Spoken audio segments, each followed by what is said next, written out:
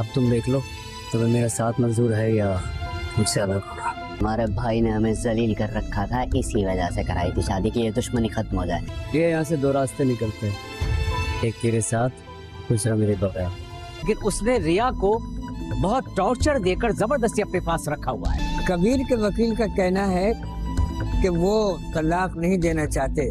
हम जानते हैं हम एक दूसरे से मोहब्बत करते हैं, जिसका मैं तो करता हूँ। खतर खान ने अपनी बहन की खुद शादी करवाई थी। क्या आप अब भी अलहदगी चाहते हैं?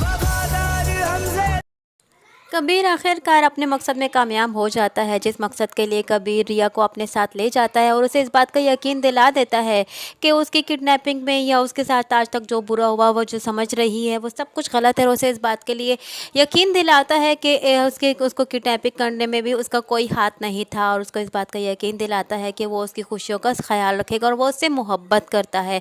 बल्कि उसे बातों बातों में ये भी कह देता है कि तुम भी मुझसे मोहब्बत करती हो लेकिन तुम मुझसे मानती नहीं हो।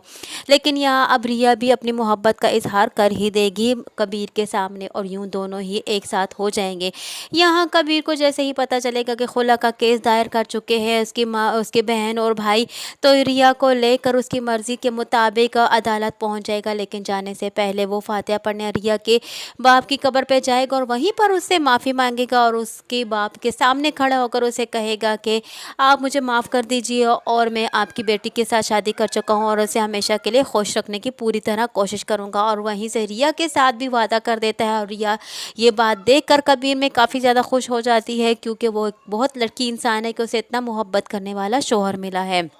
आखिरकार कबीर रिया को लेकर अदालत पहुंच जाता है, लेकिन पहुंचते ही रिया को ये बता देता है कि एक रास्ता जो है वो मेरे साथ जाता है और दूसरा रास्ता मेरे बगैर जाता है। तुम जो रास्ता चुनोगे मैं उसे खुशी खुशी एक्सेप्ट कर लूँगा और तुम्हारी खुशी की खातिर मैं कुछ भी कर लूँगा। अगर तुम मेरे साथ मज़ीद ज़िंदगी नहीं गुजारना चाहती तो मैं तुम्हारी हर मर्ज़ी को मानने को तैयार हूँ। यहाँ दूसरी जानिब रुमोबीन और सिकंदर आपस में ही लड़ रहे हैं और यहाँ एक दूसरे को ही ब्लेम कर रहे हैं। अदालत में भी एक दूसरे को ब्लेम कर रहे होते हैं। मुबीन से कहता है कि अदालत में जज को क्या सिकंदर ने अपनी मर्ज़ी से अपनी बहन की शादी मेरे भाई के साथ की थी, लेकिन यहाँ सिकंदर चाल उल्टी कर देता है और उसे यही कहता है कि क्योंकि इसके भाई ने हमारी बहन को इतना बदनाम कर दिया था कि हमारे लिए और कोई दूसरा रास्ता ही नहीं बचा था कि हम अपनी बहन की शादी कबीर के साथ कर दें।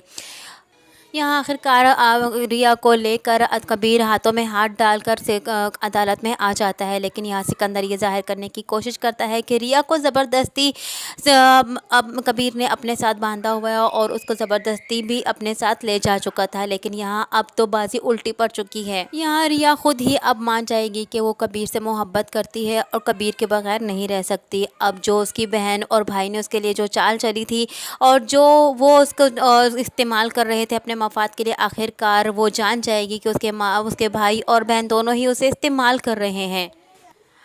यहाँ ये स्टोरी तो बहुत ही इंटरेस्टिंग मोड़ पर पहुँच चुकी है। अब रिया क्या फ़ैसला सुनाएगी ये तो कबीर भी नहीं जानता, लेकिन कबीर उसे अपनी मोहब्बत का ज़रूर इत्मीनान दिला चुका है और रिया को भी ये यकीन हो चुका है कि कबीर उससे बहुत मोहब्बत करता है।